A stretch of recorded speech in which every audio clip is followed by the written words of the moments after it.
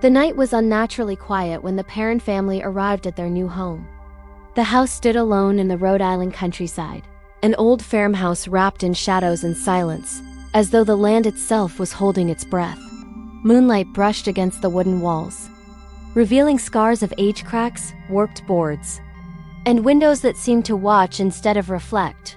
Roger Perrin parked the car while Carolyn Perrin stepped out, holding her breath as she took in the sight.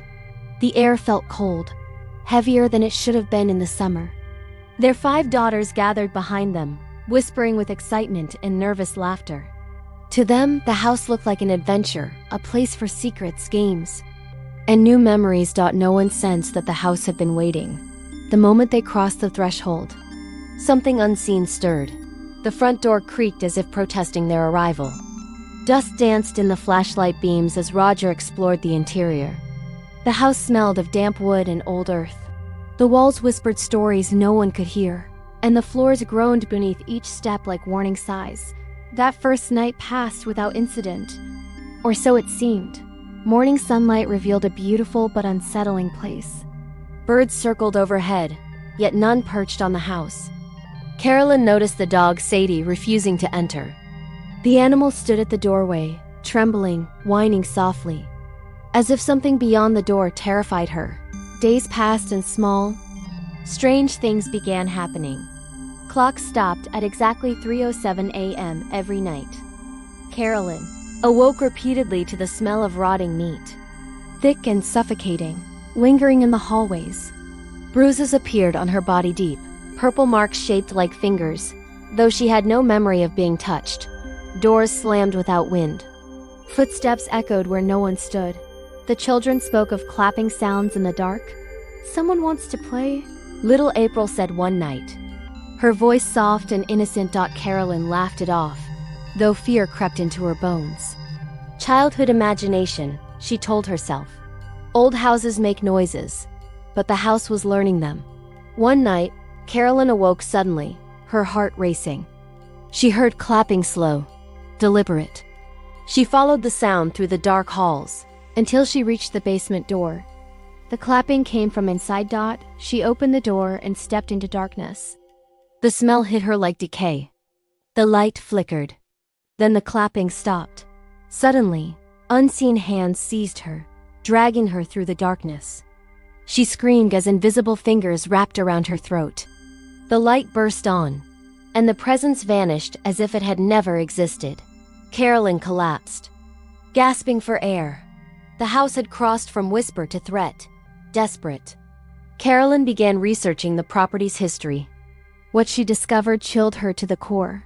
The land had once belonged to a woman named Bathsheba Sherman. Accused of witchcraft in the 1800s, Bathsheba had sacrificed her infant child to the devil, then cursed at all who would take her land before hanging herself from a tree near the house. After her death, tragedy followed every family who lived there. Children drowned. Mothers went mad. Suicide stained the soil. Bathsheba had never left. With terror tightening around the family, Carolyn contacted Ed and Lorraine Warren, paranormal investigators. Known for confronting darkness most feared. Lorraine sensed it immediately. The house was not haunted. It was infested. Bathsheba's spirit clung to the land, feeding on fear, targeting mothers, seeking to possess and destroy them.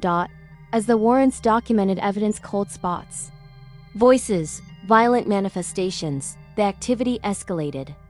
The entity grew angry at being noticed. One night, during a seance, Lorraine saw a vision so horrifying she collapsed. She saw Carolyn possessed, killing her children beneath the tree where Bathsheba died. The future was already unfolding. The house turned against them completely. Carolyn became distant, aggressive.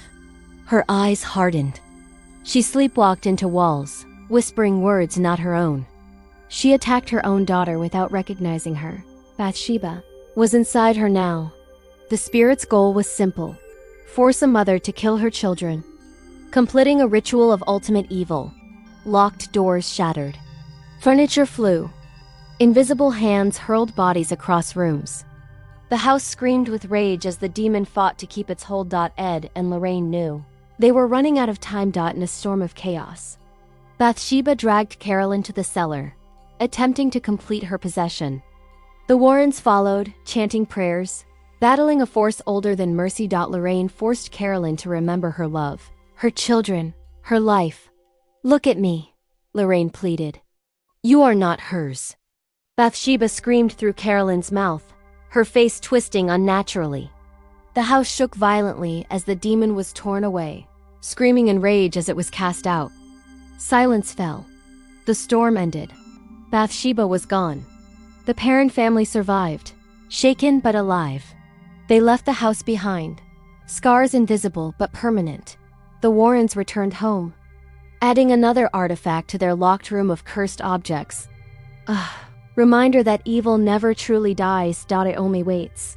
And somewhere in the quiet countryside, an empty house stands on cursed land, listening, waiting for the next family to come home.